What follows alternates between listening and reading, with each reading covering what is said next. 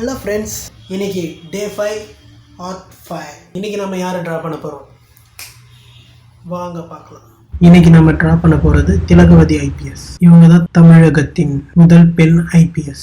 இவங்க நிறைய கேசஸை சக்ஸஸ்ஃபுல்லாக முடிச்சிருக்காங்க. அதுலேயே முக்கியமான கேஸ், ஒரு பெண்ணை பாலியல் வன்புணர்வு செய்த காவல் அதிகாரிகளுக்கு திறன்பட விசாரித்து அந்த காவலர்களுக்கு தக்க தண்டனை வாங்கி கொடுத்தாங்க. இந்த கேஸுக்கு அப்புறம் தான் பெண்கள் விக்டிமாக இருந்தால் அவங்க பெயர்களை ஊடகங்களில் வெளியிடக்கூடாதுன்ற சட்டமே கொண்டு வந்தாங்க. அது மட்டும் இல்லை, இரவு நேரங்களில் பெண்கள் இருந்தாங்கன்னா பெண் காவலர்கள் இல்லாமல் சிறையில் இருக்கக்கூடாதுன்ற சட்டமும் வலுவாகுது. அந்த பெண்ணுக்கு அப்போ 19 வயசு. ஒரு நாள் அவங்க அக்கா திட்டாங்கன்ட்டு வீட்டில் கோச்சிக்கிட்டு வெளியே போகிறாங்க.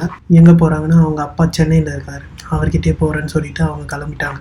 அவங்கக்கிட்ட காசு எதுவும் இல்லை. ஸோ அவங்களோட கால் கொலுசையும் வாட்சையும் விற்கலான்னு முடிவு பண்ணுறாங்க. பட் அதை விற்க கேட்டால் அவங்களுக்கு அந்த டிக்கெட்கான காசே வரல. ஸோ என்ன பண்ணலான்னு அங்கே முடிச்சுக்கிட்டு நிற்கும் போது ஒருத்தர் வராரு. அவர் உங்கள் கழுத்தில் தான் செயின் இருக்கேம்மா, அது கூட நான் விற்று தரேன், அது வரைக்கும் நான் சொல்கிற இடத்துல இருன்னு சொல்லி அவர் கூட்டிகிட்டு போகிறாரு. அது ஒரு விபச்சாரம் செய்கிற இடம். அங்கே அந்த பெண் கிட்ட இந்த பொண்ணு 1000 ரூபாய்க்கு விற்றுட்டு போயிட்டார். இந்த பொண்ணுக்கு தேவையானதெல்லாம் வாங்கி தராங்க, 2 நாள் நல்லா பார்த்துக்கிறாங்க, இந்த தொழில் செய்யணும்னு சொல்கிறாங்க. ஆனால் அந்த பொண்ணு நான் அந்த மாதிரி பொண்ணெல்லாம் கிடையாதுன்ட்டு அடம் பிடிக்கிறாங்க. இவங்க ஒரு வீட்டில் தான் இதை பண்ணுறாங்க. ஸோ அவன் கத்தி கூச்சல் போடுறான்னு சொல்லி அவங்க திண்டுக்கல்ல இருக்கிற ஒரு விடுதிக்கே கொண்டு போய் வித்துடுறாங்க. அங்கே 14,000 வாங்கிக்கிறாங்க. அப்போ அங்கே வர 4 இளைஞர்கள் கிட்ட இந்த பொண்ணு காட்டுறாங்க. இந்த பொண்ணு உடனே அந்த இளைஞர்கள் கிட்ட என்னை காப்பாற்றுங்க, என்னை வலுக்கட்டாயமாக இங்கே கூட்டிகிட்டு வந்துட்டாங்க எல்லாத்தையும் சொல்லி கதறாங்க. அந்த நேரம் அங்கே போலீஸ் வந்துடுது. உடனே அந்த இளைஞர்கள் வான்னு சொல்லி அந்த பொண்ணு கூட்டிகிட்டு ஒரு ஆட்டோவில் ஏறி அந்த பொண்ணோட ஒருத்தர் மட்டும் ஆட்டோவில் போயிட்டு சென்னை பஸ்ஸை ஏறுறாங்க. அந்த பஸ்ஸை வழி மறைக்கிறாங்க. பிரார்த்தனை பண்ணுற லேடி. வாக்குவாதம் நடக்குது. இது போலீஸ் ஸ்டேஷனுக்கு போகுது. சரி, போலீஸ் ஸ்டேஷன் போயாச்சுப்பா, இனிமேல் சேஃப் தான் அப்படின்னு நினைக்காதீங்க.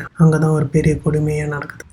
அந்த பசங்க மேலே போய் கேஸ் போடுறாங்க. இந்த பெண் தான் வலுக்கட்டாயமாக விபச்சாரத்துக்கு அழைச்சதாகவும் கேஸ் போட்டுடுறாங்க. இரவு 7 மணிக்கு கல்பனான்ற ஜட்ஜ் முன்னால் ஆஜர் பண்ணுறாங்க. அவங்க இரவாயிடுச்சு, இந்த பெண்ணை செஞ்சு சப்ஜெயிலில் காவலில் வைங்க, நான் காலையில் கேஸ் பார்க்கலான்னு சொல்லிடுறாங்க. ஜெயிலில் போடுறாங்க. அப்போ நடுராத்திரி 4 வார்டனுங்க அந்த பொண்ணோட வாயை பொத்தி தூக்கிட்டு போய் பாலியல் வன்புணர்வு செஞ்சுட்டாங்க. காலையில் வந்து பெண் காவலர் இவங்களோட ட்ரெஸ்ஸை பார்த்து அதை ஒரு கடைக்கு கூப்பிட்டுன்னு போய் ட்ரெஸ்ஸை மட்டும் மாற்றிட்டு ஜட்ஜ் கல்பனா முன்னால் ஆஜர் பண்ணுறாங்க. அவங்கள பார்த்ததுமே கண்டுபிடிச்சிட்டாங்க ஏதோ நடந்திருக்கு அப்படின்னு சொல்லி. சரி, போய் பெண் டாக்டர் கிட்ட ஒரு ரிப்போர்ட் வாங்கிட்டு வாங்கன்னு சொல்லி அனுப்புறாங்க. அங்க அந்த டாக்டரும் எல்லாம் நார்மல்னு சொல்லி ரிப்போர்ட் தந்துடுறாங்க. இது சரி வராதுன்னு சென்னை உயர்நீதிமன்றத்துக்கு இந்த கேஸை மாத்துறாங்க. அங்கதான் திலகவதி ஐபிஎஸ் மேடம் கிட்ட இந்த கேஸை விசாரிக்க சொல்றாங்க. அவங்க தான் நான் இது வரைக்கும் சொன்ன எல்லாத்தையும் கண்டுபிடிக்கிறாங்க. அந்த அதிகாரிகளுக்கும் தக்க தண்டனை வாங்கி தராங்க. அந்த இளைஞர்களுக்கும் பாராட்டுகள் தெரிவிக்கப்படுது. அந்த பொண்ணுக்கும் நீதி கிடைச்சிருச்சு. அவங்க அழகு நிலையம் வைக்கிறதுக்கு அரசாங்கத்துக்கிட்ட இருந்து ஊக்கத்தொகையும் வாங்கி கொடுத்தாங்க. ஒரு பெண் அவங்களோட முன்கோபத்தால் எவ்வளோ கஷ்டப்பட்டிருக்காங்கன்னு பாருங்க. நேர்மையான அதிகாரியும் அந்த ஜட்ஜும் இல்லைன்னா இவங்க இன்னும் எவ்வளோ கஷ்டப்பட்டிருப்பாங்க. ஸோ எந்த முடிவு எடுக்கிறதா இருந்தாலும் ஆறாமர உட்காந்து நிதானமாக யோசிச்சு முடிவெடுங்க. இந்த விஷயத்த மற்றவங்களும் தெரிஞ்சுக்கணும்னா ஷேர் பண்ணுங்க. தேங்க்யூ.